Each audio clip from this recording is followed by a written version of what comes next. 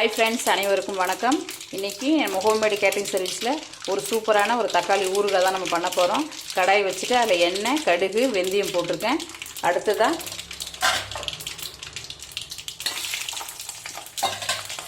பூண்டு, பச்சை மிளகாய் போட்டுக்கிறேன். பச்சை மிளகாய் போட்டதால் கொஞ்சம் வெடிக்கும், அதனால் பார்த்து கொஞ்சம் கேர்ஃபுல்லாக பண்ணிக்கோங்க. கொஞ்சம் நல்லா அது ஃப்ரை ஆகட்டும்.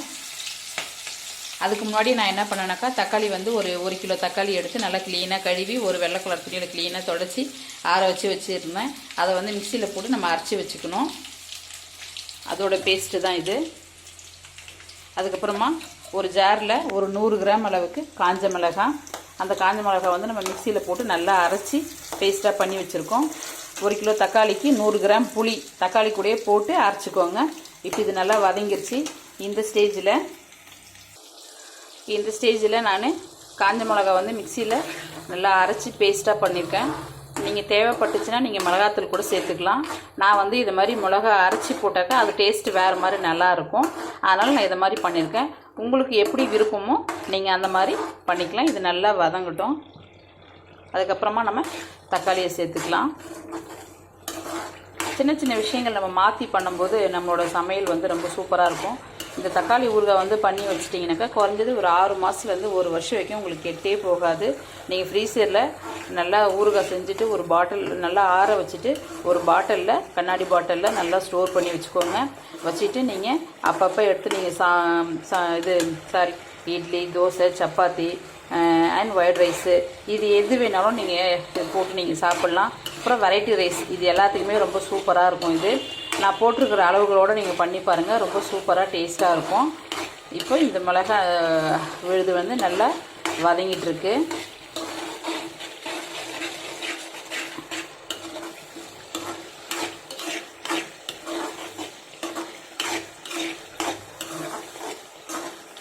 நல்லா வதங்கிட்டுருக்கு பாருங்கள், எண்ணெய் நல்லா பிரிஞ்சு வந்துட்டுருக்கு. நம்ம தக்காளியை நல்லா கழுவிட்டு ஒரு ஈரம் இல்லாமல் ஒரு துணியில் தொடச்சி ஆற வச்சு அதை மிக்சியில் நல்லா நைஸாக அரைச்சி இப்போ நான் இதில் சேர்த்துக்கிட்டேன். இது நல்லா வதங்கி வரணும். நான் மிளகாத்தூள்லாம் எதுவும் சேர்த்துக்க மாட்டேன்.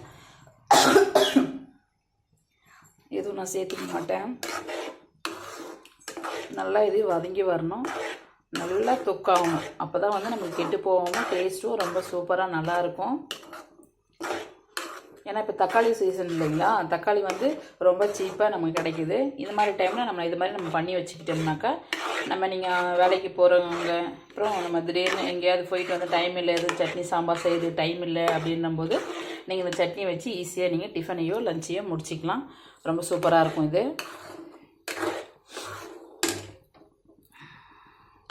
இது நல்லா வதங்கி வரட்டும். நம்ம புதுசாக வீடியோ போடுறோம் இல்லைங்களா, அதனால் ஒரு சின்ன சின்ன தடுமாட்டம்லாம் இருக்கும் என்கிட்ட. அது யாரும் தப்பாக நினச்சிக்காதீங்க, சரிங்களா? நம்ம டெய்லி ரொட்டீன் லைஃப் தாங்க. பசங்க ஸ்கூலுக்கு போவாங்க, அப்புறம் வீட்டு வேலைகள், நம்ம கேட்ரிங் பண்ணிகிட்ருக்கோம். கேட்ரிங்கு ப்ளஸ் வந்து நம்ம மசாலா பொடியெல்லாம் சேல் பண்ணுறோம். இதெல்லாம் நம்ம பண்ணிகிட்ருக்குறோம். நம்ம தக்காளி சேர்த்தது இந்த ஸ்டேஜில் நான் வந்து கொஞ்சம் மஞ்சள் பொடியும் பெருங்காயமும் சேர்த்துருக்கேன். நமக்கு தேவையான அளவு கல் உப்பு நான் சேர்த்துக்கிட்டேன். நல்லா கொதிக்க அடுத்தடுத்து பார்த்திங்கன்னா மேலே தெரிக்கும். அதனால் பக்கத்தில் நின்று பண்ணும்போது கொஞ்சம் பார்த்து கேர்ஃபுல்லாக பண்ணுங்கள்.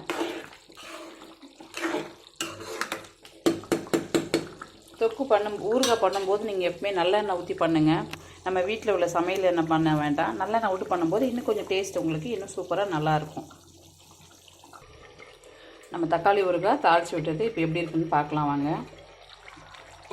பாருங்கள், நல்லா வந்து கொதிச்சிட்ருக்கு.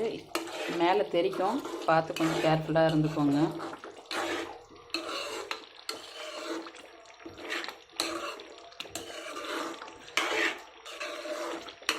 நம்ம நிறைய அளவுகள் செய்கிறோமா, கொஞ்சமாக செஞ்சால் தான் சரி. புதுசாக சமைக்க கற்றுக்கணும் செய்கிறவங்களுக்கு ரொம்ப ஈஸியாக இருக்கும், யூஸ்ஃபுல்லாக இருக்கும். அதனால தான் இது நான் 1 கிலோ பண்ணியிருக்கேன். நான் இது இன்னும் நல்லா கொதித்து வரணும்.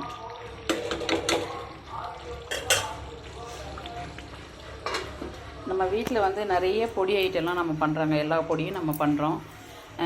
இட்லி பொடி, மிளகா பொடி, தனியா பொடி, சிக்கன் மசாலா, மட்டன் மசாலா, கரம் மசாலா, கறி மசாலா, அதுக்கப்புறம் வந்து ரெடிமேட் இட்லி மாவு, அதுக்கப்புறம் வந்து குழந்தைங்களுக்கு நலங்கு மாவு, ஊறுகாய் ஐட்டம்ஸு, சிப்ஸ் ஐட்டம்ஸு, அப்புறம் நம்ம வீட்டில் வறுத்து சாப்பிடுவோம் இல்லைங்களா, வத்தல், அந்த மாதிரி ஐட்டம்ஸு எல்லாமே நம்ம பண்ணிகிட்ருக்குறோம்.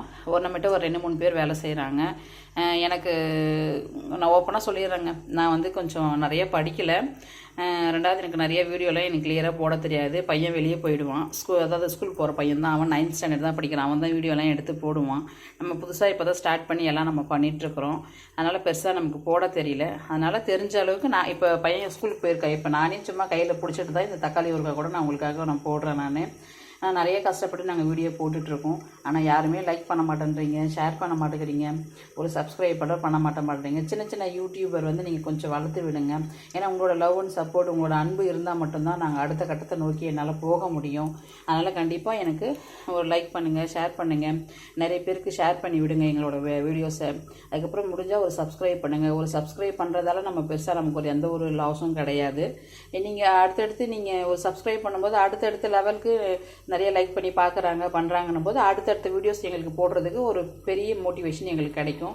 ஒரு புதுசாக ஒரு பெரிய தெம்பு கிடைக்குங்க. பரவாயில்ல, நம்ம ரீச் ஆகுது, நம்ம இன்னும் கொஞ்சம் நிறைய ஐட்டம்ஸு போடலாம், எல்லோரும் புதுசாக கற்றுக்கிறவங்க கூட பண்ணட்டும் செய்யட்டும் அப்படின்ற மாதிரி நாங்கள் போடுவோம். உங்களுக்கு தேவையான பொடி ஐட்டம்ஸ் எல்லாம் எங்களுக்கு நீங்கள் கமெண்ட் பாக்ஸில் கமெண்ட் பண்ணுங்கள். முருங்கைக்கீரை பொடியெல்லாம் கூட நாங்கள் பண்ணிகிட்ருக்கோம். குழந்தைங்களுக்கு ரொம்ப நல்லது, நம்ம அதெல்லாம் பண்ணிகிட்ருக்குறோம். அதனால் பாருங்கள். இப்போ தக்காளி ஊறுகாய் அடுத்த ஸ்டேஜ் இப்போ எப்படி இருக்குன்றதை பார்த்துக்கலாம்.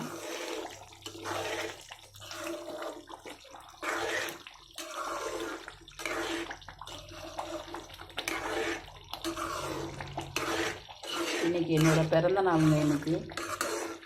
இன்றைக்கி கூட வந்து எந்த வேலையுமே இன்னும் சரியாக முடியல. நம்ம வேலையை தான் பண்ணிகிட்ருக்குறோம். பிறந்த நாள் அப்படிலாம் இன்னும் பெருசாலாம் கொண்டாடுறது இல்லைங்க.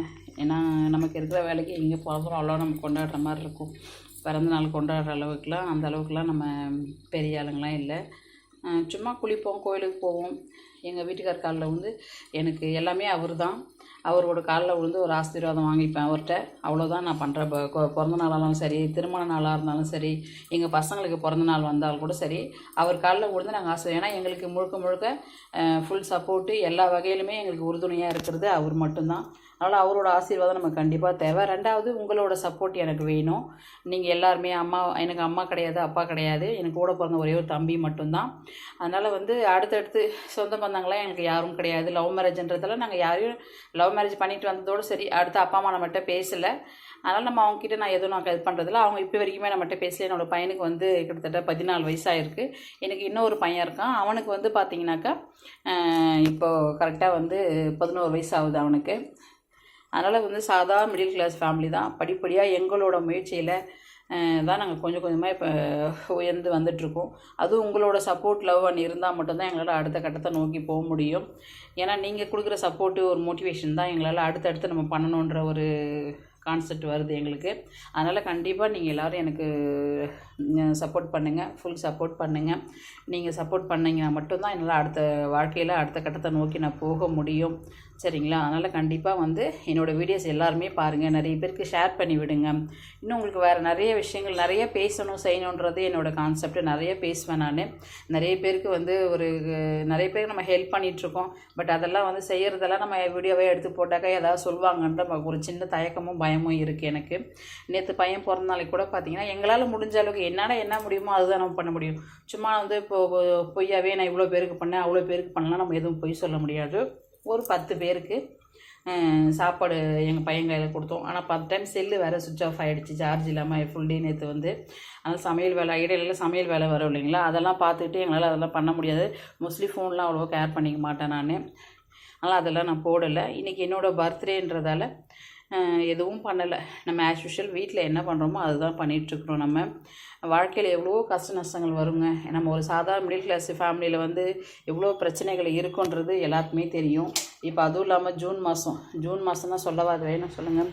ஸ்கூல் ஃபீஸு, காலேஜ் ஃபீஸு, அப்புறம் நம்ம வாங்கியிருக்கிற இஎம்ஐஸு, வீட்டு வாடகை, கரண்ட்டு பில்லு, பசங்க டியூஷன் ஃபீஸு, அப்புறம் புக்ஸ் வாங்கணும், யூனிஃபார்ம் வாங்கணும், தைக்கணும், இவ்வளோ ஸ்ட்ரகிள் இருக்குதுங்க. அதெல்லாம் தாண்டி தான் நம்ம வாழ்க்கையில் ஓடிட்டுருக்கோம். எப்பவுமே பாருங்களேன், நமக்கு நிறைய கஷ்டங்கள் இருந்தால் கூட என்னடா நம்ம கஷ்டம் வந்துருச்சு, நம்ம என்னடா பண்ணுறது அப்படின்னு நம்ம ஒரு இடத்துல உட்காந்துடக்கூடாதுங்க. அடுத்து என்ன பண்ணலாம், விட்றா இதெல்லாம் ஒரு கஷ்டமாக, அடுத்து பார்த்துக்கலாம், நம்ம கூட கடவுள் இருக்காரு அப்படின்னு நினச்சி நீங்கள் அடுத்து எந்திரிச்சு அடுத்த ஸ்டெப்பு நீங்கள் எடுத்து வச்சு பாருங்கள். அந்த வாழ்க்கையே வந்து கஷ்டமாகவே தெரியாது, ரொம்ப ஈஸியாக நீங்கள் ஹேண்டில் பண்ணின்னு போகிற மாதிரி தான் இருக்கும் உங்களுக்கு. அதுதான் நான் உங்களுக்கு சொல்லணும்னு நினைக்கிறேன். நான் இது நினச்சி தான் இப்போ வரைக்கும் நான் ஓடிட்டுருக்கேன். ஏன்னா வந்து எங்கள் வீட்டுக்காரும் வந்து பார்த்திங்கன்னா பெருசாக வசதியான ஃபேமிலிலாம் கிடையாது. அவங்களுக்கு வந்து பார்த்திங்கன்னா 3 பேர், அவங்க அண்ணன் தம்பி, இவர் தான் கடைசி. பெருசாக படிப்பு வசதி இல்லை, சமையல் வேலை போய் கற்றுக்கிட்டாரு. ஆனால் என்னை லவ் மேரேஜ் பண்ணதுக்கப்புறமா எனக்கு எந்த சப்போர்ட்டும் இல்லாத போது அவர் என்னை கேட்ரிங் படிக்க வச்சார். படிக்க வச்சுட்டு அதுக்கப்புறம் வந்து நம்ம கொஞ்சம் அவருக்கு சில ஐடியாஸ்லாம் கொடுத்து இப்படி பண்ணலாம் அப்படி பண்ணலான்ட்டு இப்போ ஒரு ஓமுருகா கேட்ரிங் சர்வீஸ் ஓரளவுக்கு கொஞ்சம் ரீச் ஆகி வந்துட்டுருக்கு. அதுவும் நீங்கள் எந்த ஊரில் நீங்கள் சொன்னாலும் சரி, எல்லா ஊருக்குமே நாங்கள் போய் வந்து பண்ணிகிட்ருக்குறோம். வெஜ்ஜு நான்வெஜ் எல்லாமே நம்ம பண்ணுறோம். ஒரு முறை நீங்கள் எங்களுக்கு ஆர்டர் கொடுத்து பாருங்கள். எங்களோட சாம்பார் எல்லா ஐட்டமே சூப்பராக இருக்கும். ரொம்ப பொறுமையாக நான் பண்ணி கொடுப்பேன். எங்களால் வந்து பைசா மோட்டிவேஷனுக்காக நான் சொல்லலை. ஃபஸ்ட்டு ஒரு ஆர்டர் கொடுத்து பாருங்கள். எங்களோட சாப்பாடு உங்களுக்கு பிடிச்சிருந்தா மட்டும் நீங்கள் அடுத்து என்னோட சர்வீஸ் எப்படி இருக்குன்னு பாருங்கள், எங்களோட டேஸ்ட் எப்படி இருக்குன்னு. நம்ம பண்ண தக்காளி ஊறுகாய் சூப்பராக மணக்க நல்லா எண்ணெய் பிரிஞ்சு வந்துருச்சு. கொஞ்சம் எனக்கு ஃபோன் கொஞ்சம் சார்ஜ் லோ ஆயிடுச்சுங்க, அதனால் கொஞ்சம் கட் பண்ண வேண்டிய சூழ்நிலை ஆகிடுச்சு. இப்போ 2% போட்டு தான் நான் உங்களுக்கு மீதி வீடியோவை கண்டினியூ பண்ணுறேன். இப்போ இதில் வந்து லாஸ்ட்டாக நான் வந்து நல்லா சுண்டி எண்ணெய் பிரிஞ்சு வரும்போது ஒரு 3/4 ஸ்பூன் கடுகு, ஒரு சின்ன ஸ்பூனில் 3 ஸ்பூன் கடுகு, 3/4 ஸ்பூன் வெந்தயம், 3 ஸ்பூன் கடுகு எல்லாத்தையும் நல்லா லேசாக படப்படன்னு நல்லா பொரியணும். வறுத்துட்டு மிக்சியில் கொஞ்சம் குறப்பாக பவுட்ரு பண்ணி வச்சுட்டு அதில் சேர்த்துக்கோங்க. ஒரு சின்ன கட்டி வெல்லம் இதில் சேர்த்துக்கோங்க.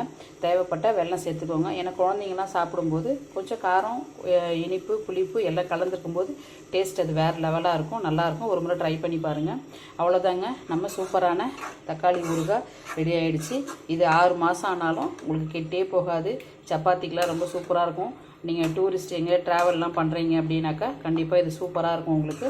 மறக்காமல் நம்ம சேனலை சப்ஸ்கிரைப் பண்ணுங்கள், லைக் பண்ணுங்கள், ஷேர் பண்ணுங்கள்.